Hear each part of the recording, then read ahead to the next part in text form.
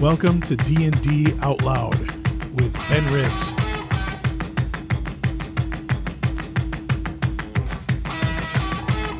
Episode 85. His game uses tarot cards instead of dice. A conversation with Joshua McCrowell. Welcome one and all to D&D Outloud. I am Ben Riggs, apparently controversial D&D historian and author of Slaying the Dragon, A Secret History of Dungeons & Dragons. And over the past 13 years of writing and podcasting, I have met hundreds of creative geniuses in and around the world of tabletop role-playing games.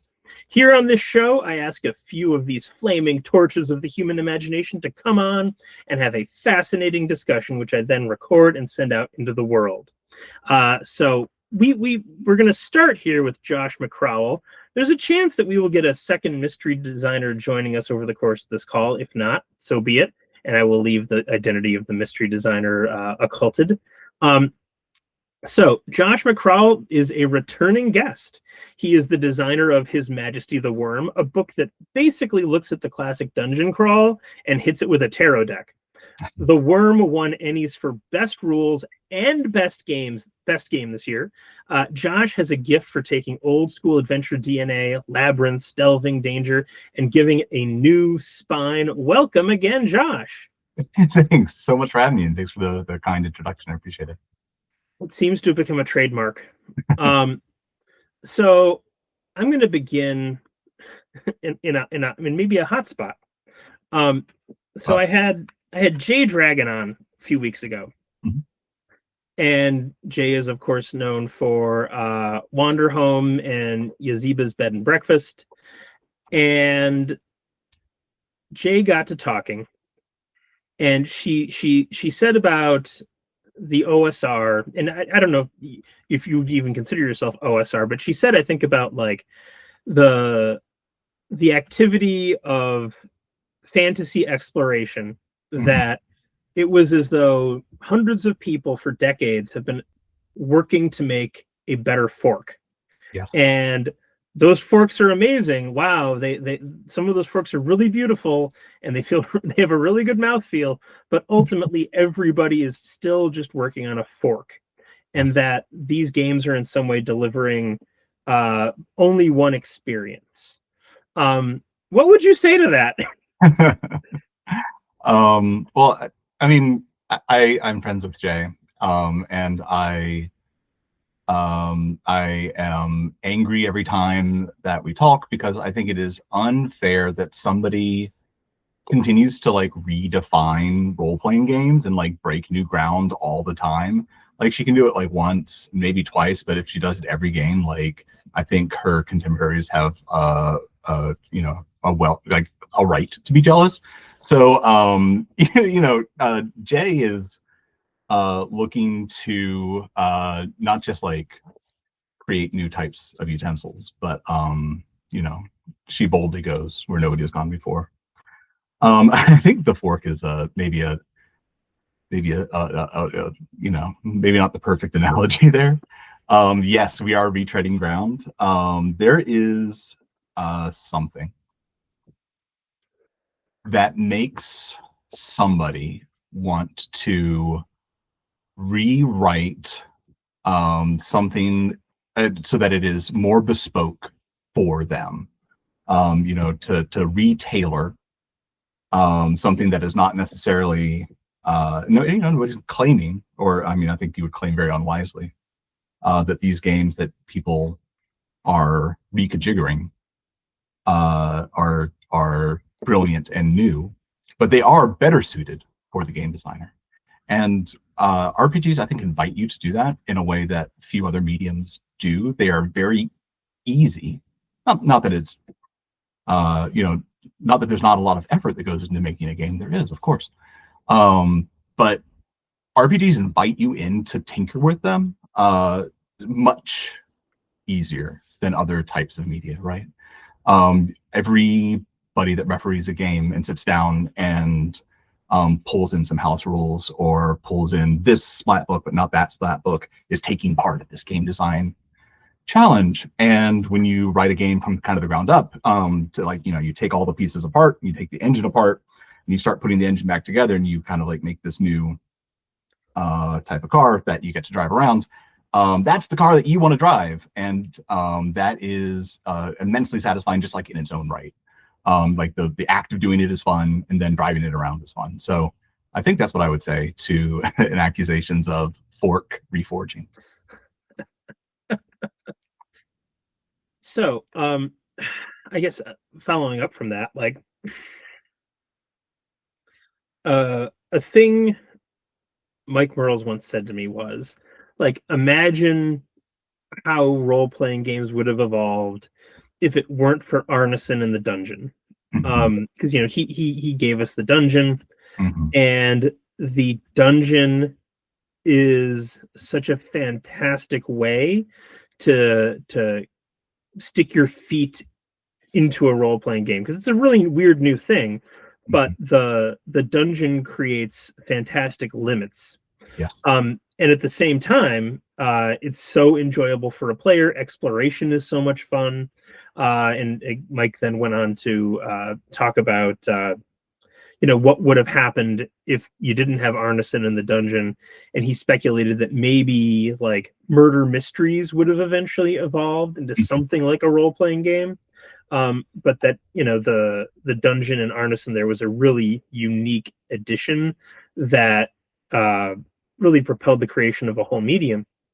So when I think about everybody is just recreating a fork, I didn't say this on the call because maybe I'm a coward.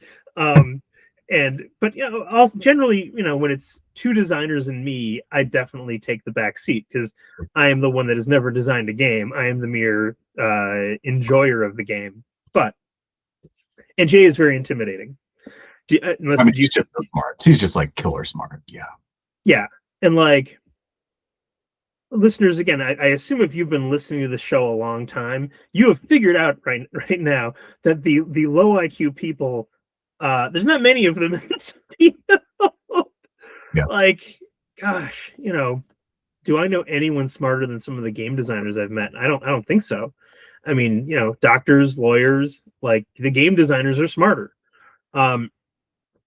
But so I was a coward and did not confront Jay Dragon about this when she was on the show. But I do think that the limitations and joys of the dungeon are such that you can, for decades, have hundreds of people making new forks and making new dungeons, and it still kind of works. It's almost like, in retrospect, I would have said to her, that's like saying 400 years after Don Quixote, people are still making novels. What?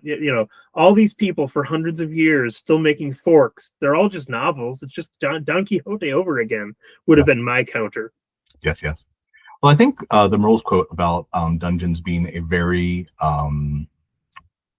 good size for a role-playing game, like a good size challenge, is like just spot on. When you have the constraints of a dungeon, the problem solving that you have to do to like operate in that space is limited in a really understandable way. Everybody gets it, right? You can't go around like you could in a forest. You can't go back to your neighbor's house and borrow a ladder. You have the things that came with you, and the constraints of that, like, kind of like easily understandable fantasy space are gettable both for the players and for the GM. You can kind of like imagine out the things that are possible and probable in this kind of like fantasy world. I also think that the note that maybe like murder mysteries, those also have those constraints, like those closed door mysteries, right? But you'd want, the gettability of the gimmick of problem solving role playing games. Needs those sorts of constrained spaces. Like the more constrained it is, the kind of easier it is to cross, especially for new players. I had something else to say, but I have for sure forgotten. Well, I think, I remember now. Another thing there is, I think that the OSR has been saying for the last 20 years, however long it's been around, that, okay, yeah, and first you have to go through the initiation ritual of making your own fork. The thing that the OSR has really been saying is the thing that we need is new types of food. And dungeons are the food, right? Like, it's like, okay, cool. A lot of people's problems with dungeons, the thing they complain about isn't that the fork can't lift up the food, it's that the food kind of sucks. It's bland, it's boring, it's tasteless, it's unhealthy. And the thing that they've been trying to perfect, and like really where I think a lot of the innovations of the OSR have been, is making dungeons and adventures that are good, that are fun to play, that are fun to read, that are interesting to explore, that have good player choices, that have good layout, that have quality of life improvements to make them easy to run at the table and easy to understand as the GM. And they're innovating these like in the thing itself, and it's not retro clones, it's the adventures. Any chance you ever watch Questing Beast on YouTube? Sure. Yeah. So Ben Milton, if you're unaware, actually, before I get on this, on the off chance anyone is unfamiliar with His Majesty the Worm, could you give us a quick elevator pitch of His Majesty the Worm? Well, sure. One of the things I've been trying to say recently is that I became interested in the OSR movement, which has these like principles of high player choice, high risk, high reward, lots of information-based gameplay. And if you were going to make a role-playing game but a lot of OSR games are retro clones, right? They take the earliest editions of D&D and they kind of like reimagine them and re-articulate some of the difficult design problems, so that the game is easier to understand and different in these kind of little ways. His Majesty the Worm is not a retro clone, but it is based on OSR principles. So it's like if you were to design a game without ever having read D&D, I think it would, if I did it, it would look like His Majesty the Worm. So it's a dungeon crawling game, uses a tarot deck instead of dice. And yeah, that's the pitch, I guess. I mean, and again, it won Silver ENnie for best rules and Silver ENnie for best game. That's right. Yeah. I mean, it's remarkable. Are you sick of people saying that yet?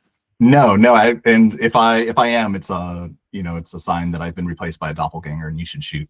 So you're saying about Ben Milton. Thank you so much. I was like, I had a whole thing I was going to say, and then I was like, I should really take a second just to make sure we're all on the same page about who you are and your genius. So Ben Milton, Questing Beast, he has also been dropping some hot takes lately. The most recently it was, hey DCC, maybe you could make your adventures more easy to read, and the internet clutched its pearls in horror at the mildest of criticism of Dungeon Crawl Classics. But before that, he did a Dolmenwood video that was basically like, hey guys, look, this is better than anything Wizards of the Coast ever made for D&D. And it is truly remarkable how, even though 5th edition, probably the best version ever published by Wizards or TSR, but like if you look at its adventures, I think the best ones people would say are Phandelver, Curse of Strahd, and then there's a pretty wide divergence. Yeah. And the quality of some of them is fairly atrocious. I will always pick on Avernus because it was the one that made me stop reading them. Because I thought it was such a cool idea, but I was so frustrated by what the creators did with it. And my understanding is that this is essentially a problem of corporate art, where because they have to make them in hardcover books, and they have to make them a certain length because that's the only thing that will justify like a purchase price of 50 to 60. And it has to be about that much because, that's the only thing that makes sense for a large corporation. They don't play test it that much. A lot of the TSR stuff would be 1 or 2 writers, original Ravenloft box set, Bruce Nesmith and Andrea Hayday. And that's it, 2 people. But you look at a lot of those 5th edition products, and it's a whole team of people. Right. The editing is uneven, and it is funny to think how, on the one hand, so many of the Wizards people certainly feel like, hey, we're the cream of the crop here, right? Like Right. we've risen to the top. We're making product here at Wizards of the Coast. We're the ones making Dungeons and Dragons. And yet, I mean, like, I don't know. The dungeons are bad. Say it, Josh. What'd you say? And yet the dungeons are bad. Yeah, there we go. It's bad. And Ben Milton just straight up compared Dolmenwood to, I forget which recent Wizards product, but Dolmenwood absolutely blows it away. And again, I feel like there's a lesson there for everything: culture, corporations, money. But I'm rambling. I don't have a question. Any thoughts? Well, I agree that Dolmenwood is better than what WotC has put out. I think Dolmenwood is one of the more. This shouldn't surprise anybody. The last time I was on your show, I was here because I wanted to talk to Gavin Norman, and that was a great pleasure because I've been a big fan of Gavin Norman's work, who created Dolmenwood for a long time. And the culmination of that kind of like long tail of creation from blog to this 3 hardbound books and a slipcover with all the feelies was such a joy to get my hands on, long anticipated. I think it lives up to the hype, right? Like, it is a book that has these principles of gameability and fun forefronted, and also they're very usable and thoroughly cross-referenced and very beautiful. They have these quality of life improvements. But I think that also because Dolmenwood is born out of a culture of people talking about that stuff and critiquing it in a way that I don't think I'm only tangentially related to the 5e fandom. I'm deep into the role-playing game world. I'm especially got my finger on the pulse, I think, of my side of the indie hobby. And I have played a lot of 5th edition, but I rarely go into forums where people are talking about it. But when I do kind of open the door and peek in, people are talking about builds and combat, and they're not talking about adventure design and information design.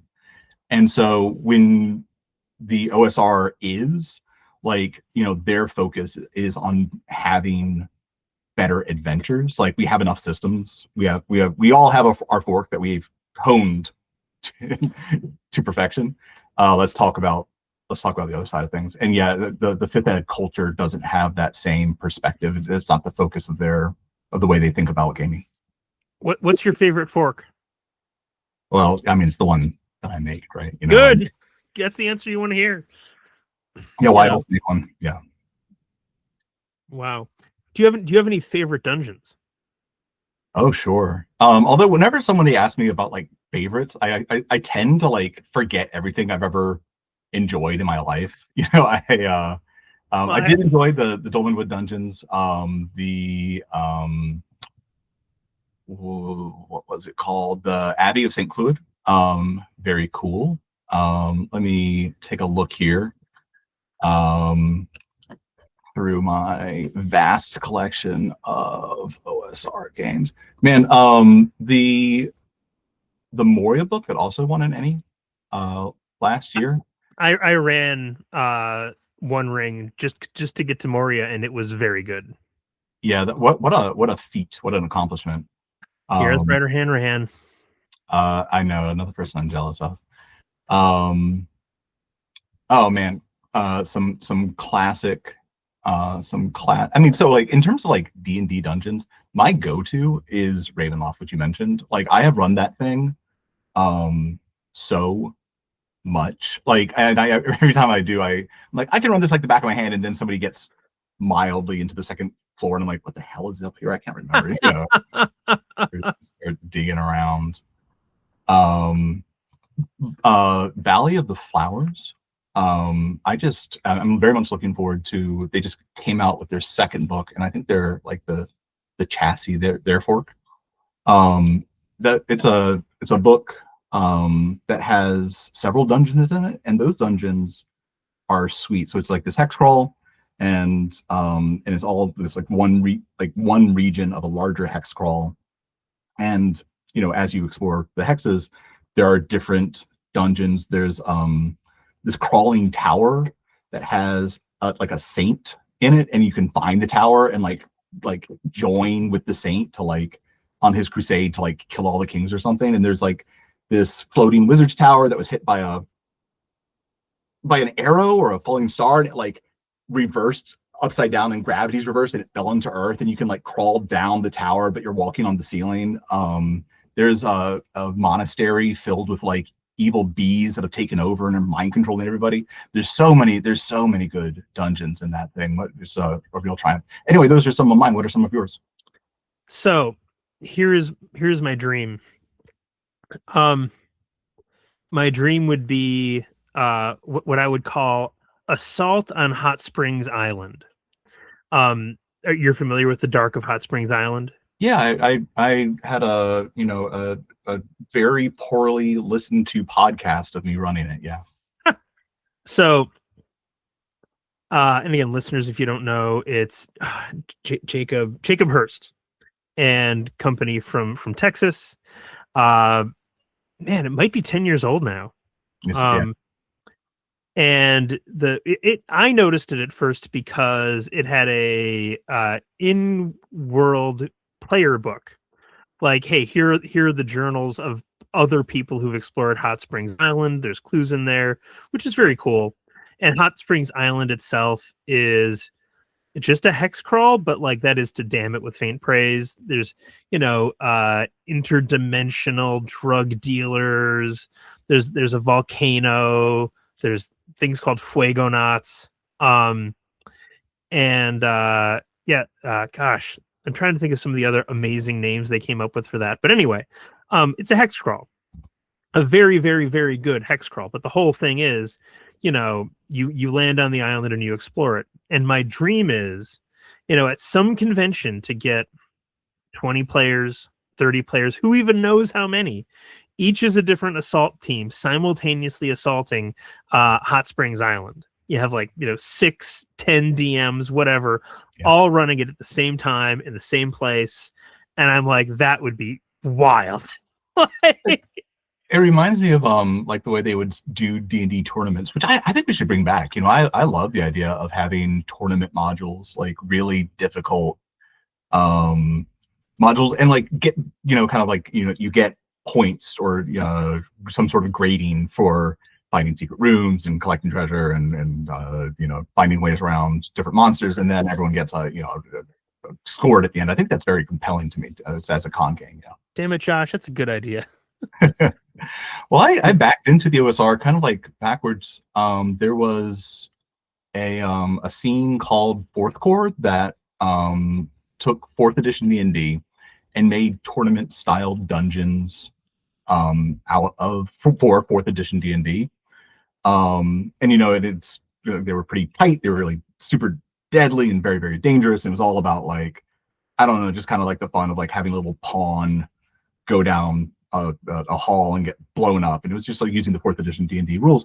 And I was like, wow, that's really compelling. I like that. And then I was like, oh, cool. There's another scene that's kind of interested in that kind of problem solving gameplay, and I got into that. But it's so weird that 4th edition did that for me. But I still have the 4th Core modules, and I'd love to run them sometimes. And in fact, I think one of the designers that was involved in 4th Core, their name was Sursa Victory, and I know they're making stuff for Shadow Dark now, that relies on the same sort of idea. So I'm sure that we could set something up. Well, and with Dark of Hot Springs Island, it feels like it would be easy to take what's written there, go through assigned point values, and boom, you kind of have a tournament ready to go. Because I'm not going to Gen Con this year, but man, that'd be a great Gen Con idea. Maybe I'm not going to go to Gen Con this year either, because I recently went to PAX, and I don't know that I can handle too many conventions. those sort of things take a lot out of me. But I would love to play that. So if you run that at Gen Con, let me know. I'll come out and I'll either help you ref or I will be a happy participant. Damn it, Josh. I got a book to write. I don't have time for this. But it's a really good idea. The other thing I was going to shout out was Barkeep on the Borderlands. Have you? So good. Yeah. I played that. I just spoke. I said I recently went to PAX. Warren Smith, who wrote Barkeep the Borderlands, ran that for me and like 8 other people. It was a blast. A real fun module. So how did he deal with the drunkenness? By which I mean, I've run it several times now, and like generally people would drink alcohol in game because the drinks were so cool and sometimes had magical effects. But there were a few min-maxers who were like, I'm not going to drink anything. And again, in the book, it's like, well, if people don't drink anything, other people don't trust them. And, there's social costs. But like, I was not super assiduous about going down that road. So did people actually drink when he ran it, or did they resist? So to contextualize your question for people that might be less familiar with the Thank you. So the adventure is in a fantasy Mardi Gras, every bar in the city is offering like these festival drinks, and the players are bar crawling, going bar to bar, trying to find these poison curing reagents, and every place has like several funnily named drinks, and there's rules for drunkenness. So if you are trying to avoid, like, because if you're too drunk, like the GM wrests control away from you, so you have kind of like incentivized to like try to ride the lightning and live in that tipsy zone without getting too drunk. You have to like make drunkenness saves, con saves. Not only were people drinking, but like we were, you got to lean into, I think this is a player skill. People talk a lot about GM skills, and I don't think we think about player skills as frequently as we ought, which isn't to say that I'm a great player or a GM or great at anything, but like, all these things are skills. And I think a player skill is you have to like, jump in with both feet to the premise of the module, right? Like if you're in a drinking Mardi Gras game, you gotta have the drinks. And not only were we drinking, but Warren had a house rule that if we needed to re-roll, he bought he bought like, I don't know, 30, 40 shots of Fireball. If we took a shot of Fireball with him, we could re-roll. So not only were we drinking in character, I was drinking out of character. So I'm sorry, did you say if you take a shot with him? Yeah, he was also taking a shot of Fireball. Wow, how many shots? These guys from south of the Mason-Dixon. I know. That's the Georgia breeding. And he could take it for like other things as well. I forget exactly what bonuses he got if he took shots too. But yeah, it was a fun time. It was a good time. I had him on, and I had him on with Jacob Hurst of Hot Springs Island. And it was kind of early on in this is a conversation. I try and hang back a little bit. And I feel like it went poorly because I feel like I turned it into a dual interview. Okay. Like, I don't think the audience was like, this is terrible. And for Jacob and Warren, I don't think it was terrible or anything, but it was not the outcome that I was looking for, where they kind of fed off of each other.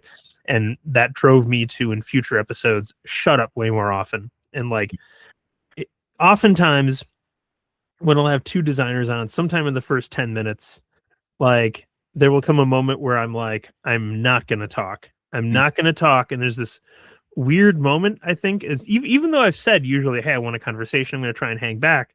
There's this weird moment where the people I'm having on actually realize I mean it and they can talk to each other. And then after that, it tends to flow. But I didn't have the bravery for that when I was interviewing the 2 of them. So I should have Warren and Jacob on again sometime. I'm sure they'd get a kick out of it, especially since you just said that like those were the 2 like adventures that you got so much out of. Yeah, I know. Well, and the hex crawl, the pub crawl, I thought they might have some sort of a connection, or again, maybe they just didn't. Maybe it wasn't me, but I always blame myself. It's the Catholic in me, you know. Clearly, whatever has gone wrong, if I could have just done it better, it would not have gone wrong. So, on that note, let me ask you. So the New York Times reviewed a book, I believe called Blank, about 21st century culture. And the New York Times and this book is basically like, well, there isn't really a 21st century culture because it all sucks. Everything is getting worse. You know, like who reads poems in the New Yorker anymore? Nobody. You know, who wants to go see a full-length opera? Nobody. You know, the problem is the culture. And on the one hand, I do look at that and I also go, you guys looked at the economy lately? Like, you know, it's even if someone wants to read Moby Dick, if they just worked a 10-hour shift on their feet, like I love Moby Dick, but you know, you'll make a few pages in before you fall asleep. Yeah. I feel like opera is expensive and long, and also you might fall asleep. Like I feel like the economy is such that it is killing high culture, but also I do think that there is a huge blind spot to the fact that games in the 21st century have been amazing, and like the excitement, you know, like again talking about Gen Con. Did you ever go? Never been to Gen Con, no. Have you seen the videos of opening the hall on day one? I can only imagine. It's a crush of human flesh. Is that right? Yeah. So some Thursday in August, people will post videos of opening the hall, and it's just this flood of people flooding into the Great Hall at Gen Con. And you know, it goes on for 5 minutes, 10 minutes. I mean, people never stop going until they close. But like Gen Con, I want to say, is hitting 80,000 people every year. And the people aren't going because they're like, oh, well, I guess I should go and, you know, engage with culture in some way, shape, or form. They're ravenous and rabid and happy to go. I am not going to go this year, but still, I have certainly in the past been ravenous, rabid, and ready to go. So I certainly feel like they are just like ignoring things that they don't consider to be true culture when they say, hey, culture is bad now. But, you know, what always happens is high culture comes and steals from low culture, makes it high, and then somehow it's new and fresh and amazing. You know, Shakespeare was for the people until it wasn't. But as a generator of culture in what I certainly think is one of the most exciting fields that exists in the 21st century, why do you think game design, what is the word I'm looking for, has taken off? I guess what about it speaks to this moment? Because clearly it does. God, yeah, I don't know. I do think, well, I mean, everybody, right? Like we have Babylonian texts that say, you know, culture is over, people are rude now, nobody respects their elders.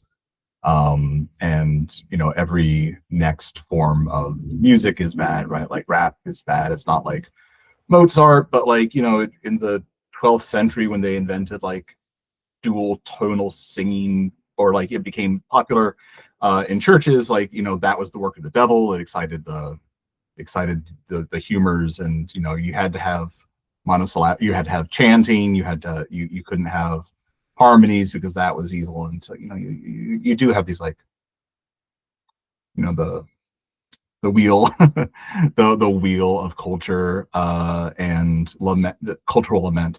Understanding that, I also have these like moments where I say, you know, nobody wants to read anymore. Children, and I think that like you sometimes can't have it both ways, right? You can both say like every generation, especially as it gets to be my age, looks back and sees differences in their culture, and it's like these things are worse, and you can be like, well, that's very silly. Of course, that's not true. But you can also be concerned about, you know, growing rates of illiteracy in America, and think that, you know, long form reading is valuable, and we lose something when we lose people willing to engage with reading long form journalism. I don't know. I do agree also that like gaming seems to be in this like transitional period where it is becoming it is like where two rivers like merge together and you see their confluence and the color of the waters. Like gaming is going into like high culture because we have people like yourself who are writing, who are just doing academics about it, right? Like you can get a degree in game design in a way that I don't know that you could when I was in college. And I can buy books from MIT Press that have that I can only buy from the MIT Press, right? Like I can't get it from Amazon. I have to go to an academic publisher to buy books about gaming. And I think that's really interesting. I think that, as that happens, gaming will have this like more and acceptance isn't the right word, but an understanding of the role that they play in the artistic quilt tapestry in American culture. Why now? I don't know. Because they've been around long enough, I guess, that the material conditions that allow them to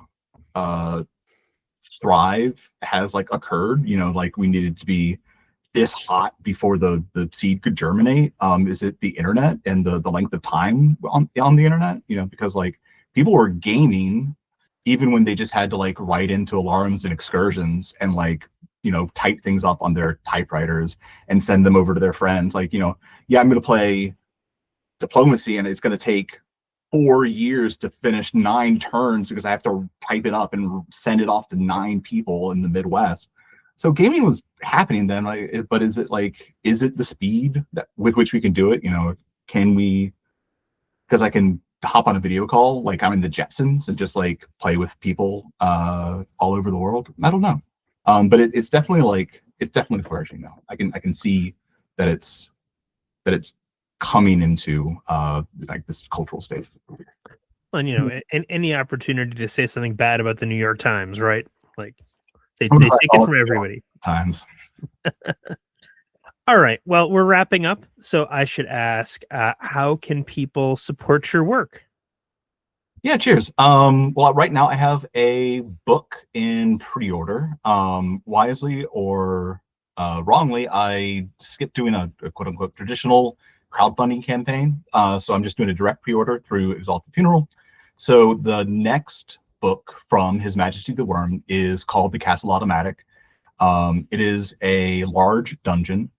It's Metroidvania in scope and scale, and I think that making a dungeon is fun and easy. But if you would like to just pick up His Majesty the Worm and start playing immediately, you can do that with Castle Automatic. It's a big enough dungeon that you can kind of sink your teeth in and have a full campaign of His Majesty the Worm. If that is interesting, you can go to exaltedfuneral.com and check out the Castle Automatic. If you want to follow along with my work, I have a blog. If nothing else, I am just a blogger. My blog is riseupcomus@blogspot.com. And I will also say, listeners, if you have not yet read my book, you should go to Barnes & Noble and pick it up. I'm writing another book. It's due in November. I hope I get it done in time. I think I will. I will be at GaryCon for a day. I'm hoping to interview a bunch of early D&D artists and put that up for my Patreons. But I have not got commitments yet, so I'm not going to drop any names. But I do have me interviewing Zeb Cook of Second Edition fame in the Hugh Hefner suite last year at GaryCon. So if you want to hear that, become a Patreon subscriber for a mere $3 a month. You get a Discord. You get extra episodes like that. You get me talking to Dr. Scott Bruner about the AD&D DMG, which we've been reading for 6 years now, and we're on page 48. It's going really well. So please come and support the show. Josh, thank you so much for being on. I really appreciate it. Thank you so much. I really had a good time. Thank you.